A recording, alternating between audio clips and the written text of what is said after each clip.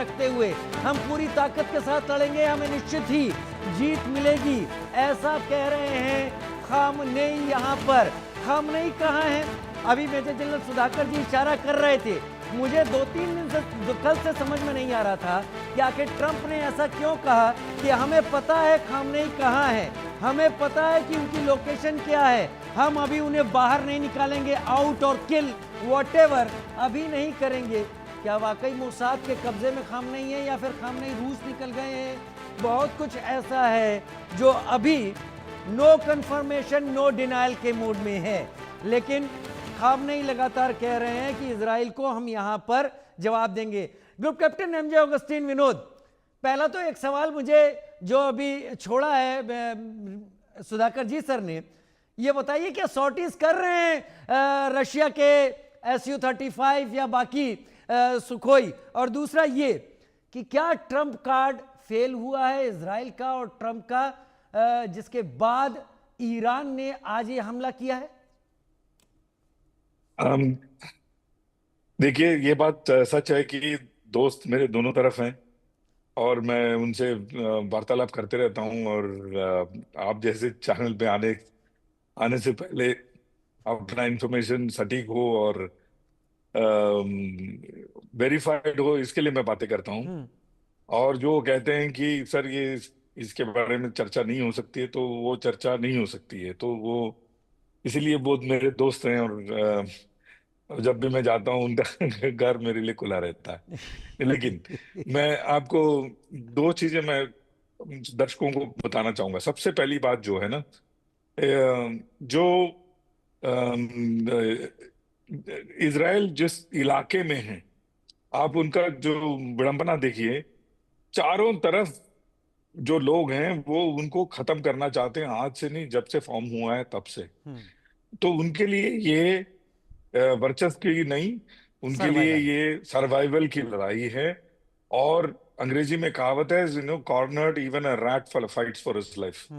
तो ये सर्वाइवल की लड़ाई जो है हमेशा, ये इतिहास में आप देख लीजिए उठा करके, हमेशा बहुत खतरनाक रहा है और बहुत भीषण रहा है। तो ये जो सर्वाइवल की लड़ाई, आपको लगता है कि दो चार जैसे इंडिया पाकिस्तान के बीच हुआ था, जैसे हमने सिर्फ उनके 9 आतंकी ठिकानों को मारा और 9 बेसिस को मारा, उसके बाद हमारा सीज फायर हो गया, उस तरह से नहीं चलने वाला ये लड़ाई। ये लड़ाई जो है आज आर या पार की है। और आर या पार कब तक है, वो अपने आप में बहुत बड़ा सवाल है राजीव जी। जहां लीडरशिप और सुप्रीम लीडर, इन चीजों पे आधारित अगर कोई रेजीम रहेगा, वो रेजीम उनके टूटने पे तुरंत टूट जाएगा। आपको मैं अगर उदाहरण दूं तो सद्दाम हुसैन का उदाहरण दूं। सद्दाम हुसैन जिस दिन टूटे उस दिन उनका पूरा जो देश जो है क्रम्बल इराक। कर गया। आज आप कहते हैं जरूर इराक है, और इराक का मैप भी बांधते हैं और लिखते हैं और दिखाते हैं दुनिया को, नॉर्दर्न इराक आज के तारीख में ईरान के कब्जे में है। इसमें कोई दो राय नहीं है। नॉर्दर्न इराक जो है पूरा शिया कम्युनिटी है, पहले से ही रहा है। और वो आज ईरान उस पर टोटल कंट्रोल किए हुए है। वहां से जो कॉरिडोर है वो सीधा सीधा आप हिजबुल्ला और सीरिया उस तरफ को जा रहा है। और दूसरी बात, जो आप अगर इराक के नीचे की तरफ आते हैं, मोसुल से लेके बसरा, उस इलाके में सुन्नियों का और कुवैतियों का कब्जा आज भी है। तो ईरान एक टूटा हुआ बिखरा हुआ देश है। और वो टूटा बिखरा इसलिए क्योंकि सद्दाम हुसैन और उनके दो लड़के जो हैं उनका खात्मा हुआ। खमेनी जिस दिन खमेनी का खात्मा हो जाएगा, उस दिन ये देश जो है ईरान इराक की तरह क्रम्बल तो नहीं करेगा, लेकिन काफी हद तक तो वीक हो जाएगा, जब ईरान का तक कि आज का अटैक क्या समझा जाए? देखिए, हाइपरसोनिक मिसाइल, मैं हमेशा से यही कहता आया हूँ, हाइपरसोनिक मिसाइल का राजीव जी कोई तोड़ दुनिया में नहीं है। क्यों?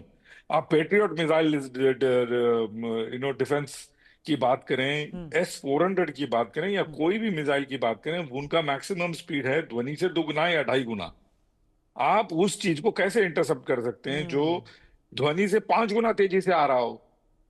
आप तभी इंटरसेप्ट कर पाएंगे अगर आप एकदम ही लीड में हैं यानी और उसके उसके रास्ते में हैं, तभी या, वो इंटरसेप्ट हो यानी पाएगा। जो मरेंगे इंटरसेप्ट या कोण जो है, मारेंगे, ईरान इस पर आ रहा है, लेकिन इजराइल सर्वाइवल की लड़ाई यहां पर कर रहा है। मैं बड़ी खबर का रुख करूं, पथिकृत आपका रुख करूंगा। फिर ईरान के आर्मी इंस्टॉलेशन पर आईडीएफ ने बड़ा हमला किया है। ईरान के मिसाइल